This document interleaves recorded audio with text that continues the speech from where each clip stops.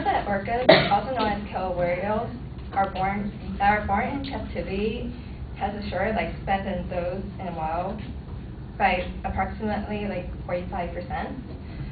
Even when they are not subjected to predators or ocean pollution, the mental and physical stress aquarium can cause on orcas can be traumatizing. It's a death sentence to those orcas that have been captured and those who are born in captivity. In captivity, orcas often die before they reach 20 years of age, and no males achieve 30 years of age.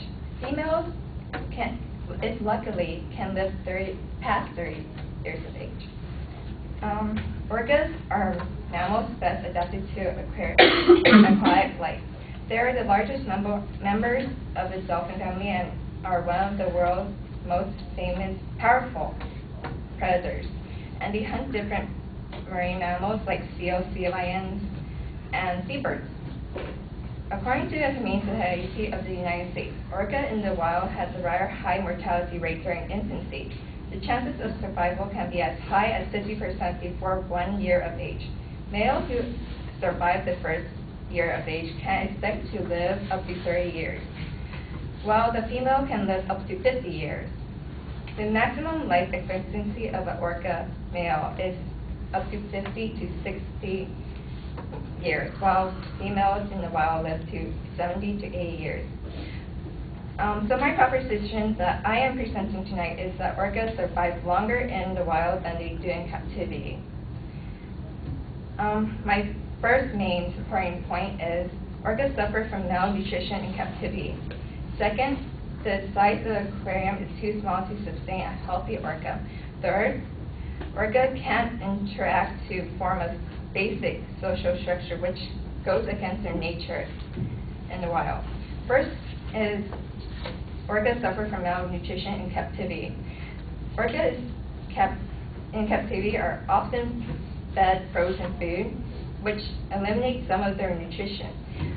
The trainers tend to stuff the food with supplemental pills in their gills so they get enough to eat. But then 3 to 4% of their body weight, and they eat 3 to 4% of their body weight in food per day, which is not enough in aquariums. Second main topic is size of the aquarium is too small to sustain a healthy orca. The Humane Society also stated the fact that marine mammals can dive up to several hundred meters and stay underwater for up to half an hour. They spend only 10% of their lifetime at the seawalk in the surface for air. The dorsal fins on the whale's back tend to lopside because there's not enough water pressure, because there's not enough room in the aquarium to sustain their dorsal fins, to erect their dorsal fins. The third main claim is orca can't interact to form a basic social structure. Their reliance on family is very important to them. They take turns swimming around to catch food in the wild to eat, and so killer whales live better in the wild than they do as captive animals because they live longer lives in the wild, have a greater number of offspring, and are more physically fit and capable of taking care of their own needs and desires. In captivity, they suffer from malnutrition. The aquarium where they are contained is too small to keep their own health in check, and they need to create social structures. Thank you.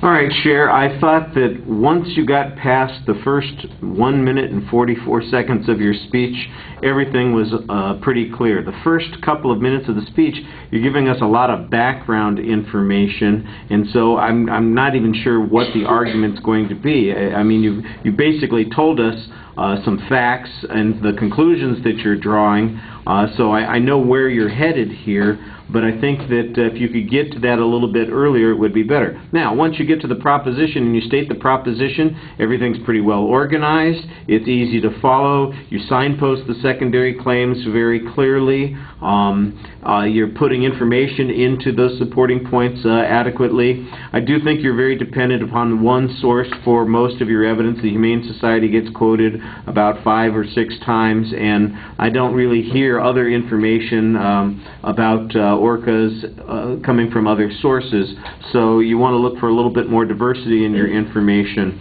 The presentation is okay. You talked to the audience pretty well. I thought you had a nice summary at the end of the speech to make your point, and it finished up pretty clearly. All right, thank you.